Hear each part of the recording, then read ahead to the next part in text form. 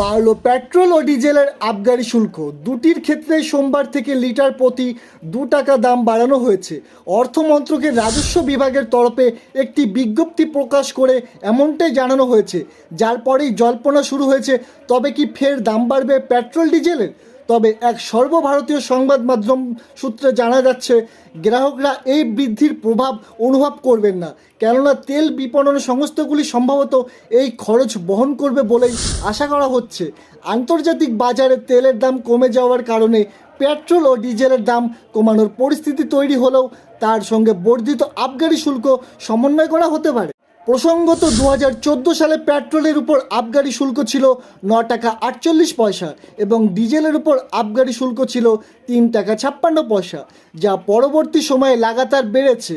2011 সালে তা ছিল যথাক্রমে 27 টাকা 90 পয়সা ও 21 টাকা 80 পয়সা।